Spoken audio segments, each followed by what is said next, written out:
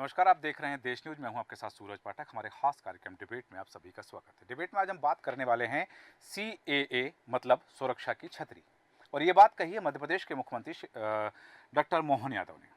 मध्य प्रदेश के मुख्यमंत्री डॉक्टर मोहन यादव ने राज्य के पहले 3 आवेदकों को नागरिकता संशोधन अधिनियम मतलब सीएए के तहत भारतीय नागरिकता का प्रमाण पत्र सौंपा है। कार्यक्रम के दौरान मुख्यमंत्री मोहन यादव ने तीनों आवेदकों को मध्य प्रदेश की धरती पर उन सभी का स्वागत किया है।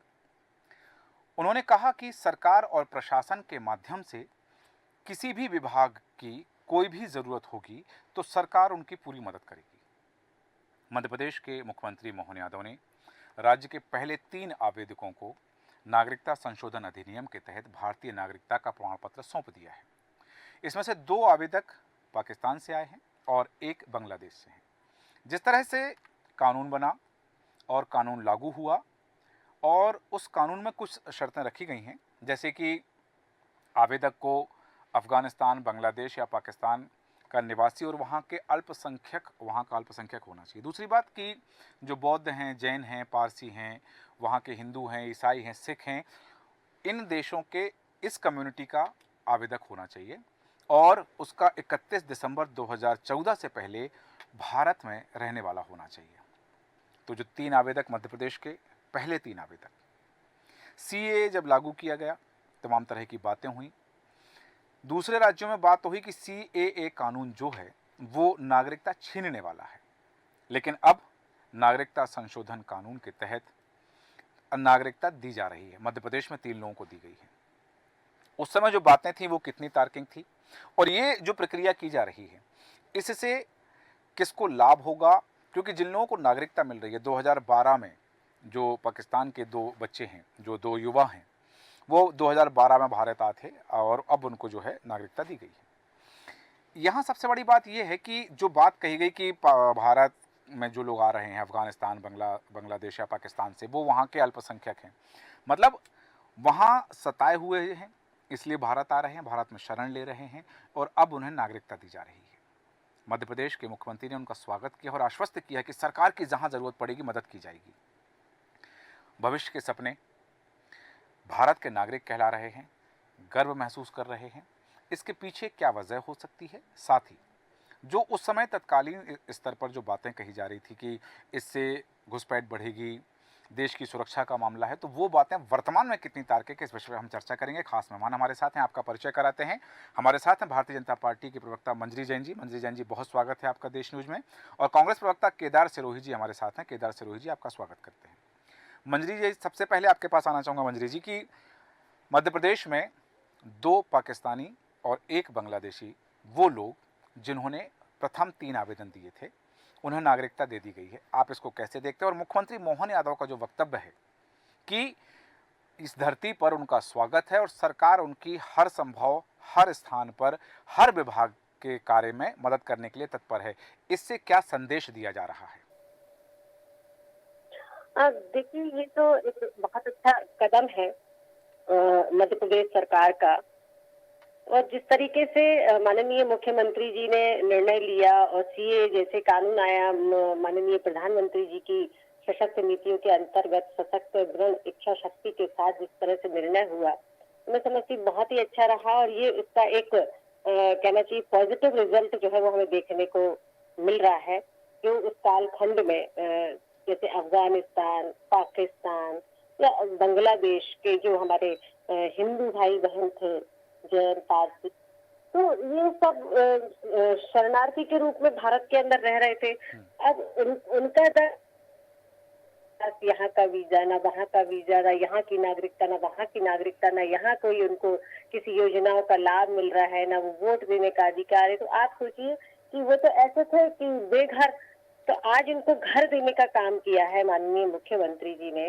और मैं माननीय प्रधानमंत्री जी का हृदय से धन्यवाद करना चाहती हूँ कि उन्होंने उन शरणार्थियों के दर्द को समझा, जो कालांतर में जो वहाँ रह गए थे अफगानिस्तान में या अन्य पाकिस्तान, बांग्लादेश में, वो तब पूर्व में जो सरकारें रही उन्होंने इस तरीके का निर्णय नहीं लिए। उन्होंने कहा था कि हमारे जो हिंदू भाई बहन वो वहाँ रहे, जो जहाँ जिसको अच्छा लगता है वहाँ रहे, लेकिन उन देशों में उनके साथ दुर्व्यवहार हुआ, उनको धर्म परिवर्तन के लिए कहना चाहिए एक तरीके से उनके साथ जबरदस्ती की गई और उनके साथ नाना प्रकार से प्रताड़नाएं दी गई। तो वो हिंदुस्तान आ गए और हिंदुस्तान में भी उनको आज तक नागरिकता नहीं दी गई थी और सीए कानून का यही एक सबसे बड़ा जो एग्जाम्पल अब हमें देखने को मिल इसका जो पॉजिटिव रिजल्ट वो हमें देखने को मिल रहा है कि बहुत अच्छा है। और मैं समझती हूँ कि जो भी हमारे हिंदुस्तान के लोग हैं, हिंदू, सिख, ईसाई, जैन, पारसी, इन सब के लिए ये बहुत अच्छा निर्णय है। वो अपने देश में, अपने घर में पूरे अधिकार के साथ रह सकेंगे, सरकार की योजनाओं का लाभ ले सकेंगे, वोट देने का उनको अधिकार होगा, उन्हें एक घर मिल गया। तो मैं ये समझती हूँ कि मुझे लगता है शायद उनकी जिंदगी का ये दर्द कोई समझ नहीं सकता था। हाँ। और इसके दर्द को समझा और शायद अब उनकी खुशी को भी कोई एहसास नहीं कर सकता। वो इस समय जो खुशी महसूस कर रहे होंगे। ठीक है, वापस आता हूँ आपके पास। लाखों दुआएं जो है देश के प्रधानमंत्री और मुख्यमंत्री जी को मिलेंगी। बहुत अच्छा पॉजिटिव रिजल्ट है। चलिए, बहुत पॉजिटिव रिजल्ट है। और आपने कहा कि उनकी जो भावनाएं हैं, उनका जो भय है वो खत्म हो गया है और अब वो भारत के नागरिक होने के नाते अपने आप में गर्वान्वित महसूस कर रहे हैं। लेकिन केदार सिरोही जी, मुख्यमंत्री मोहन यादव ने कहा कि प्रधानमंत्री नरेंद्र मोदी ने सीएए कानून जो लागू किया है वो ऐसे लोगों के लिए सुरक्षा की छतरी है। आप कैसे देखते हैं इस कानून को? और यह जो घटनाक्रम अभी हुआ है कि मध्य प्रदेश में 3 पहले आवेदकों को नागरिकता प्रदान कर दी गई है। पहले तो मैं उन तीनों लोगों को बधाई और शुभकामनाएं देता हूं कि उन्हें कई लंबे संघर्ष के बाद में नागरिकता मिली है। उनका भविष्य उज्जवल हो और वो मध्य प्रदेश के विकास में अपना योगदान दें। हम उम्मीद उनसे ये करेंगे कि वो हमारे जो विकास के कार्य है उसमें बढ़ चढ़ के हिस्सा लें। हमारे जो प्रदेश की कानून व्यवस्था है उसको वो समझे, हमारे अधिकारों को समझे, हमारे लोगों की भावनाओं का मान सम्मान आदर करें। ये हमारी उनसे अपेक्षाएं रहेगी जी। अब सवाल ठीक है, शुभकामनाएं दी जा रही हैं कि उनका भविष्य उज्जवल हो और प्रदेश के विकास में उनकी जो भूमिका है वो सराहनीय हो और वो योगदान दें प्रदेश के विकास में। लेकिन यहाँ एक और बात आ रही है कि क्योंकि जी केदार जी, मैं पूरा कर लूं। देखिए, इसमें दो तीन चीज बातें जी। एक बात है कि उनको हमने यहाँ लिया है। अब एक बात ये आनी चाहिए कि हमारे यहाँ से जो विदेशों में जा रहे लोग, एक तो ऑन पेपर जा रहे हैं और एक डंकी प्रोसेस से जा रहे हैं, अथाह संख्या में जा रहे हैं साहब। उनको भी तो हम रोकें। That is the biggest issue for us ना, पहला। दूसरी बात अभी मंजरी बहन ने कही धर्म परिवर्तन का। मैं मध्य प्रदेश का बता दूं कि यहाँ धर्म परिवर्तन हो रहा है। बाहर की छोड़िए, यहीं पर हम तो बाहर से ला रहे हैं, पर यहाँ भी धर्म परिवर्तन हो रहा है। कई लोग सिख बन रहे हैं, कई मुस्लिम बन रहे हैं, कई क्रिश्चियन में जा रहे हैं। तमाम तरह ये कंटिन्यू प्रोसेस है। और हमारे यहाँ तो पंथों का देश है, तो अलग अलग उसमें भी पंथ है, वो पंथों में हमारे लोग जा रहे हैं। तो सवाल ये धर्म परिवर्तन आने जाने यहाँ तक का नहीं है। अब सवाल ये है कि उनको छतरी दी गई है, या आपकी हेडलाइन या मुख्यमंत्री जी ने कहा। हाँ, मुख्यमंत्री जी ने कहा कि सीए कानून के तहत मोदी जी ने ऐसे लोगों को सुरक्षा की छतरी दी है। सर, मैं कहूँ उनको वो छतरी में इनको रोजगार मिल जाए। पूरा मध्य प्रदेश तो रोजगार के लिए इधर उधर भटक रहा। मैं आशा करूंगा मुख्यमंत्री जी से कि इनके ऊपर कहीं कोई अत्याचार ना हो, इन्हें कानून की छतरी मिल जाए। आप मध्य प्रदेश में अत्याचार देख ही रहे हैं ना, महिलाओं पे कितना अत्याचार है भारत में, तीसरे नंबर पे हम लोग। आदिवासियों के अत्याचार में नंबर 1 है, दलितों के अत्याचार में हम नंबर 2 है, किसान आत्महत्या में हम 3 नंबर पर है, बेरोजगारी में हम टॉप 4-5 में है, अर्थव्यवस्था की लुढ़कती व्यवस्था में हम 17 में से 16वें नंबर पर है। तो मैं ये चाहूंगा कि जो छतरी है वो छतरी ऐसी इनको मिले कि इनको तकलीफ ना आए। नहीं तो आपने देखा भी कल परसों गुना में किस तरीके से एक लड़के को मारा। थोड़े दिन पहले आपने देखा कि एक नेता ने एक युवक के ऊपर पेशाब कर दी। आपने देखा किस तरीके से महिलाओं के ऊपर यहाँ अत्याचार हो रहा है। मैं और छतरी की बात करता हूँ कि अब ये आए हैं, विदेश से आए हैं, हमारे देश में रोजी रोटी के लिए भी अब ये काम करेंगे। तो जो ये भ्रष्टाचार चल रहा है, बच्चे पढ़ रहे हो तो ऐसा ना हो कि नर्सिंग घोटाले की चपेट में जाए। वही छतरी तो उनको वहां चाहिए। ये दुकान लेने जाए तो रजिस्ट्री में इनके साथ करप्शन ना हो, वहां इनको छतरी मिले। ये गुमास्ता ये छोटे मोटे लाइसेंस लेने जाए, वहां पर इनको छतरी मिल जाए। ठीक है। ये कभी बीमार ना हो, भगवान करे बीमार हो जाए, जी, अस्पताल में चल जाए तो डॉक्टर मिल जाए, हाँ, दवा मिल जाए। बच्चे हों तो उनको स्कूल में कहीं कोने में थोड़ी बहुत सूखी जगह, बारिश का मौसम है, सरकारी स्कूलों में सूखी जगह नहीं मिलती जी है जी सर, तो उनके बच्चों को सूखी वो जगह मिल जाए। कभी इनको सफर करना हो, अपने रिश्तेदारों से मिलने जाना हो, तो ट्रेन के जनरल डिब्बे में इनको बैठने की सुविधा मिल जाए। कोशिश करूंगा कि इनके यहाँ बिजली का जो बिल है वो हजारों में ना आए, सामान्य ही आए। हाँ मैं इनसे कहूंगा छतरी में ठीक कि है उनको जो राशन मिले उसमें करप्शन ना हो। ठीक है केदार जी, आ रहा हूँ, वापस आ रहा हूँ आपके पास। मंजरी जैन जी, बहुत सारे सवाल और छतरी के बहुत सारे उन्होंने एक हिस्से गिना दी कि कहाँ कहाँ छतरी की आवश्यकता होती है। तो इस पर सबसे पहले तो वो तमाम चीज़ें जो उन्होंने कहा कि अस्पताल की जो स्थिति उन्होंने बताई है, स्कूल की जो स्थिति बताई है, रोजगार को लेकर के जो स्थिति बताई है, तो वास्तव में वो जो बात कही है प्रधानमंत्री के लिए, नरेंद्र मोदी जी के लिए जो बात कह रहे हैं डॉक्टर मोहन यादव, वो कह रहे हैं कि प्रधानमंत्री जी ने CAA कानून लगा करके, नागरिकता संशोधन अधिनियम जो लागू किया उसको लगा करके ऐसे लोगों के लिए छतरी का काम किया, सुरक्षा की छतरी दी। तो वास्तव में छतरी सुरक्षा की है या केदार सिरोही जी ने उसके जो पंख गिनाए हैं उन पंखों को कैसे ठीक किया जाएगा? सूरज जी, केदार जी वैसे बहुत ही मतलब समझदार बुद्धिमान प्रवक्ता है, मैं समझती हूँ, मगर उन्होंने विषयांतर बड़ी चतुराई से किया। और मैं भले ही उन्होंने विषयांतर कर दिया, मैं जवाब भी देना चाहूंगी कि अगर वो इस देश के नागरिक बन गए तो जो आम नागरिकों को सुविधाएं, वो सारी सुविधाएं उनको मिलेंगी। दूसरी बात, आपने जो अप्रत्यक्ष रूप से जिस तरीके से आपने इल्जामात लगाए, तो मैं समझती हूँ जब एक उंगली आप इस तरफ उठाते हैं तो बाकी उंगली सब आपकी तरफ जाती है, क्योंकि देश में सबसे ज्यादा तो आपकी सरकार रही और इन सबसे ज्यादा आपने राज किया। और इन हमारे जो वो कहना चाहिए, ये शरणार्थी बहन भाई जो हिंदू बहन भाई थे, उनके साथ इतने सालों से अत्याचार होता रहा, तब आपकी सरकार ने नहीं सोचा। अब आप कहते हैं कि शिक्षा का अधिकार, तो शिक्षा का अधिकार तो हमने पहले ही दे रखा है।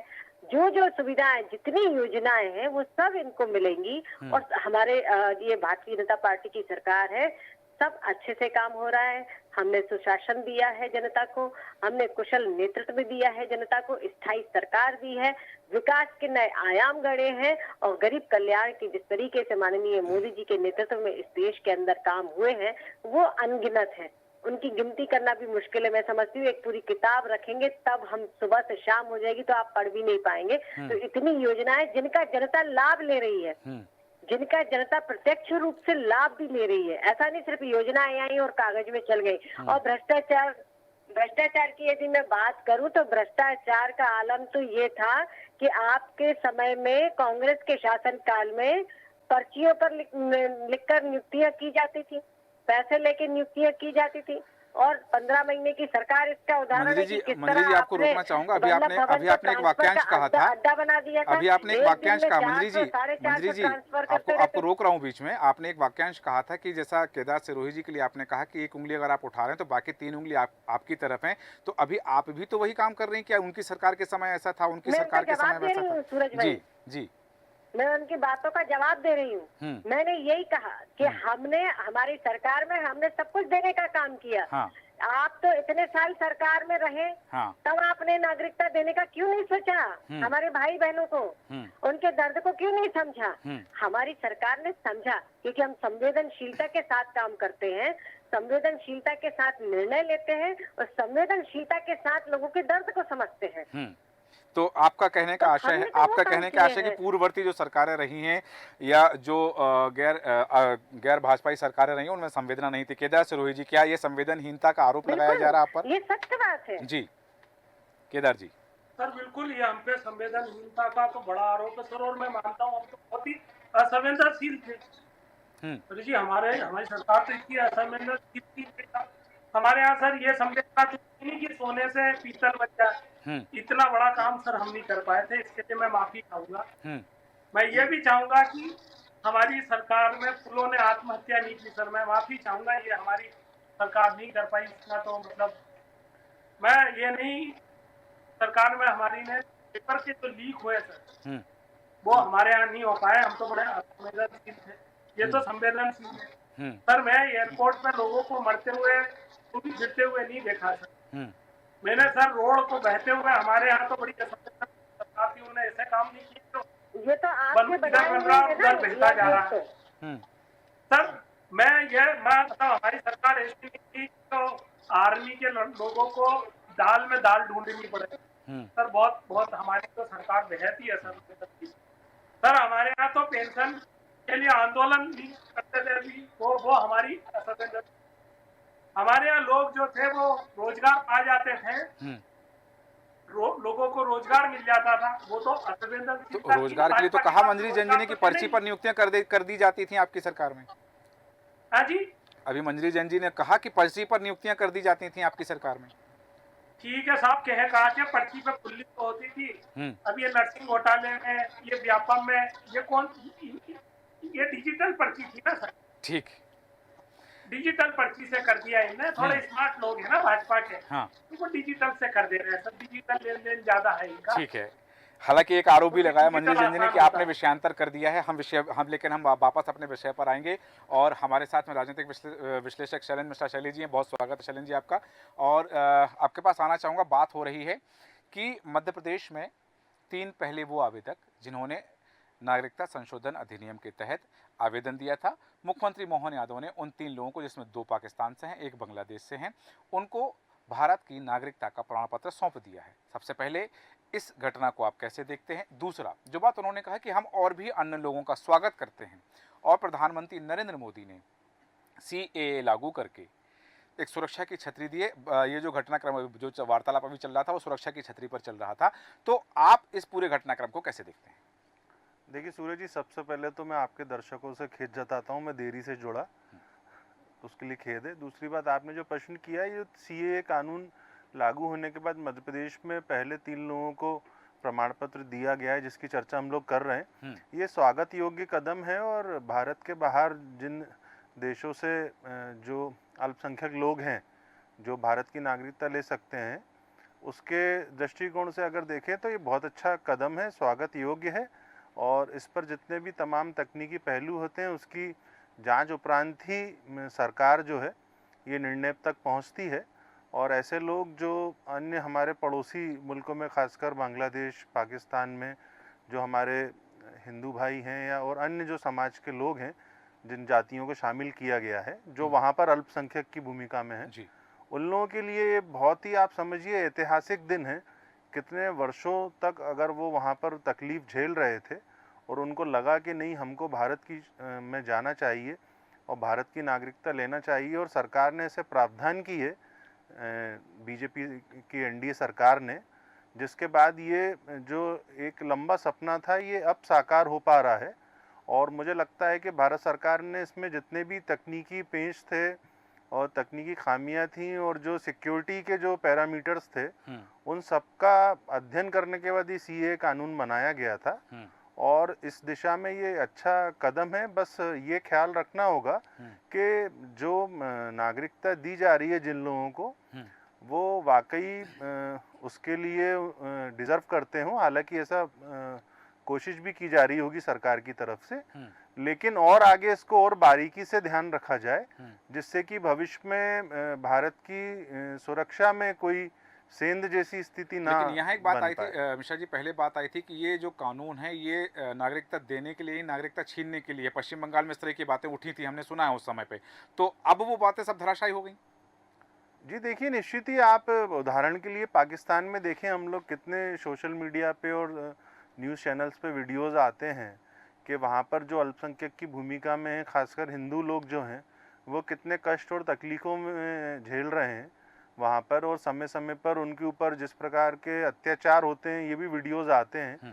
तो ये काफ़ी चिंता होती है और कष्ट होता है एक आम आदमी को, और ख़ासकर उन भारतीयों को कष्ट होता है कि उन्हीं के लोग जो हैं, जो वहाँ रह गए थे, उन पे इतनी तकलीफ़ हो रही है। हालांकि पाकिस्तान की सरकार दिखावा करती है कि वो उनके यहाँ पे जो अल्पसंख्यक हैं वो अच्छी स्थिति में है, लेकिन ऐसा है नहीं है। इसके विपरीत हमने कई प्रमाण भी देखे हैं। तो इन दृष्टिकोण से देखें तो ये एक अच्छा निर्णय है। और दूसरा, ये जो आपने पूछा कि CAA जो है नागरिकता छीनने का कानून है, तो ये तो आज तक समझ में नहीं आया कि किस तरीके से छीनने का कानून है।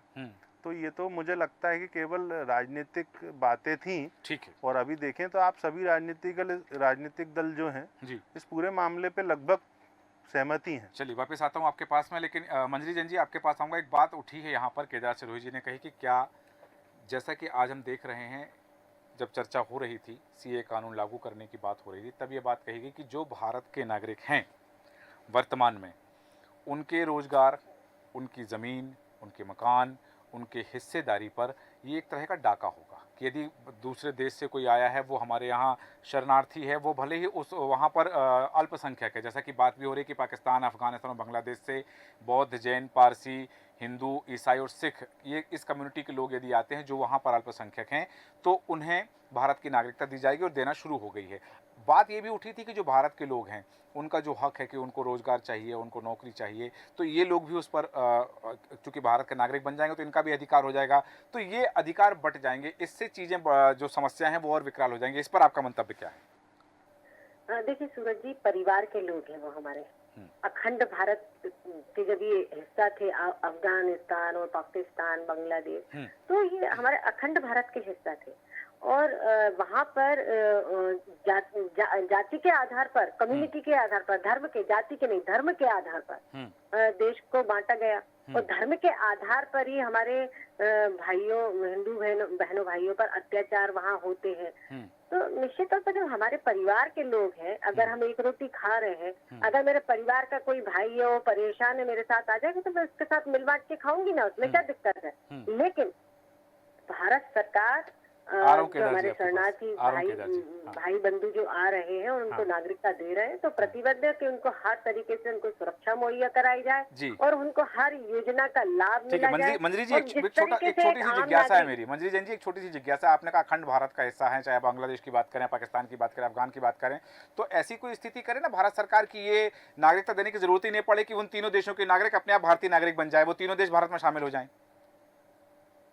देखिए सूरज जी, ये तो बड़ा वैसा सवाल है कि इसका जवाब तो देने के लिए मैं भी अधिकृत नहीं हूँ, लेकिन हाँ, वो अखंड भारत थे और ये तो अब सरकार के तौर पर और बड़े लोगों के तौर पर वो सोचेंगे कि क्या करना चाहिए, और मुझे लगता है कि अभी तो ये संभव ही नहीं है। जो चीज अभी संभव नहीं है तो इसके लिए हम अपने हिंदू बहनों भाइयों को वहाँ थोड़ी छोड़ सकते हैं कि अब अखंड भारत का वो हिस्सा हो जाएंगे तब हम उनको नागरिकता देने की जरूरत ही नहीं पड़ेगी। तो आज की जो परिस्थितियाँ हैं, उन परिस्थितियों में तो यही है कि हमारे जो परिवार के लोग हैं वो हमारे साथ शामिल हो और हम उनके सुख दुख में शामिल हो, वो हमारे साथ रहे, खुशी खुशी रहे और उन्हें हर तरीके की सुरक्षा और जो उनका अधिकार है उन्हें मिले, सब तरीके की सुविधाएं। ठीक है मंजरी जी, वापस आ रहा हूँ। केदार जी कुछ कहना चाह रहे हैं, केदार सिरोही जी कुछ कहना चाह रहे हैं, अपनी बात रखिए, वापस आ रहा हूँ। सूरज जी, एक बात और कहना चाहूंगी, और हम सबको, चाहे वो अन्य दल हो, चाहे कांग्रेस हो, चाहे कोई भी दल हो, हम सब देश के नागरिक हैं, उन देश का नागरिक होना हमारा प्रथम कर्तव्य है। तो हमारा ये कर्तव्य बनता है कि हम इस देश के नागरिक हैं, एक परिवार की तरह हमारे सारे भाई बहन हैं, तो अगर वो हमारे साथ शामिल हो गए तो सबको स्वागत करना चाहिए और खुशी मनाना चाहिए और उन भाई बहनों को पूरा उनको सम्मान देना चाहिए और जिस तरीके से हम अन्य लोगों के साथ सामंजस्य बना कर रहे थे उनके साथ भी वैसे रहना चाहिए। चलिए ठीक है, वापस आता हूँ। हमारे ये तो हमारी संस्कृति में है, तो संस्कृति का पालन तो मुझे लगता है अपनी संस्कृति का, हम उस सभ्यता के संवाहक हैं, तो उस सभ्यता और संस्कृति का परिचायक हमें हमेशा देते रहना चाहिए। सही कहा आपने। केदार सिरोही जी अपनी बात रखे, कुछ कहना चाह रहे थे आप? बात करूं या बात कर लूं? बिल्कुल प्रैक्टिकल धरातल की बात करेंगे। प्रैक्टिकली करें तो ऐसा है ना, वो हमने परिवार की बातें कर ली है, अभी थाने में जाइए सर, ये धर्म की लड़ाई आधा %, 99% लड़ाई है भाई की भाई, रिश्तेदार की नातेदार की, मेयर पड़ोसी की मेयर पड़ोसी से, पड़ोसी की अपनी पड़ोसी से, और हम बड़े भाईचारे की बात करते हैं। 60% से ज्यादा केसेस जो आ रहे हैं वो अपने क्लोज रिलेटिव में है सर। अब इनकी हम लोग बात कर रहे हैं, बाहर से आ रहे हैं, उनके साथ जो है उनमें ही शांति बना लो। ये मध्य प्रदेश में जो 20% गरीबी में है ना, पूछिए कि फिर उन्हें नागरिकता नहीं देनी चाहिए जैसे कि कांग्रेस विरोध कर रही है। मैं प्रैक्टिकल तो कर लूं, मैं मेरी बात तो सुन लीजिए जी। मैंने उनका स्वागत कर लिया है, जो अपना सवाल था ना उसकी बात कह रहा हूँ। अभी जो हमारे बीच में 20% गरीब है, जो आंकड़े के हिसाब से पैसे तो ज्यादा है, तो जो हमारे पास जिन लोगों के पास पैसा है वो कम से कम उनको बांट लो, वो तो अपने घर के हैं ना, ये तो नए, वो तो पुराने। क्या बांट पा रहे हैं क्या? हमारे घर में हम 5 लीटर दूध ले रहे हैं, सामने हमारा चौकीदार है पाव भर दूध ले पा रहा, वो भी हिंदू है। उसके बच्चे हमारे यहाँ की गाड़ी निकलती है, तब वो ध्यान से देखते हैं कि साहब ने इतना कुछ लाया है, कभी एक आधी केला मुझे भी दे दे। ना देते हैं साहब, प्रैक्टिकल बता रहा हूँ। हाँ। तो यहाँ बैठ के हम बड़ी बड़ी बातें कर लेंगे, बहुत अच्छी बात। वहाँ का वीडियो पाकिस्तान का दर्द दे रहा है, मुझे भी दर्द होता है, पर दर्द मुझे ये होता है आपके स्टूडियो के पीछे भी अभी एक दूसरे से झुमाझटकी हो रही है, ये भी मुझे तकलीफ देता है। नहीं तो तो हमारे पहले स्टूडियो के हमारी पीछे जो तो आपका ही वर्तमान कार्यालय है। व्यवस्था है, हमारे स्टूडियो के पीछे आपका ही कार्यालय है, प्रदेश कार्यालय है, क्या वहाँ ऐसा हो रहा है? आप तो ये उसके बात पीछे वाली गली में अभी लड़ रहे थे सब दोनों। जी। नहीं हुआ, अच्छा हुआ या बुरा तो हुआ, सवाल ये है, मेरा कहने का मतलब जी। कि बहुत सी चीजें प्रैक्टिकल अलग है, थ्योरी अलग है, और यहाँ पर बात करने का तरीका जो है वो अलग है। सब लोग अलग अलग तरीके से बात, पर मैं जब भी बात करता हूँ तो बहुत ही प्रैक्टिकल बात करता हूँ, ठीक है, और प्रैक्टिकल बात से ही समाधान निकलेंगे, बाकी तो ठीक है। ठीक है। चूंकि समय की सीमा है केदार जी, वापस आता हूँ आपके पास में, और कम शब्दों में प्रतिक्रिया चाहूँगा शैलेंद्र मिश्रा जी आपकी कि ये CAA कानून क्या वास्तव में उन शरणार्थियों के लिए सुरक्षा की छतरी है जो भारत, बांग्लादेश और पाकिस्तान में अल्पसंख्यक हैं और वहाँ परेशान होकर के हमारे देश आ रहे हैं, शरण लेने आ रहे हैं, तो क्या वास्तव में ये जो कदम है ये सुरक्षा की छतरी है? केवल नागरिकता देने की जो बात है कि उनको भारत की नागरिकता दे दी जाएगी और भारत सरकार का कर्तव्य पूरा हो जाएगा? सूरज जी देखिए, बहुत सुरक्षा की छतरी भी है और ये बहुत गंभीर निर्णय है जो कि भारत सरकार ने लिया है।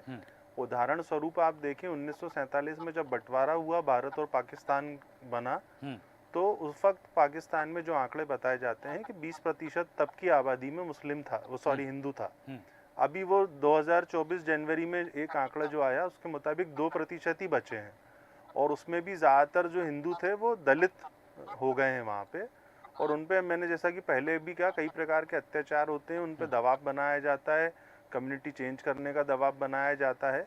तो ना केवल पाकिस्तान एक बड़ा विषय था, बांग्लादेश में भी इस प्रकार के कई मामले आए थे और अफगानिस्तान में भी। तो वहाँ के जो हिंदू अल्पसंख्यक हैं और इनके अलावा जो जैन, पारसी, सिख की जो सुविधा दी गई है इस कानून के तहत, तो ये मेरे को लगता है कि बहुत अच्छा निर्णय है। और ऐसे लोग जो 2014 के पहले भारत में शरण ले चुके हैं और जिन्होंने आवेदन किया नागरिकता के लिए, अभी तो भारत सरकार उन्हीं को दे रही है नागरिकता। आने वाले समय में इसमें वो और संशोधन कर सकती है। तो मुझे लगता है विपक्षी दल के जो लोग हैं, खासकर वर्तमान में भारत में, उनको इस प्रकार के संवेदनशील मामलों में और संवेदनशीलता दिखाना चाहिए।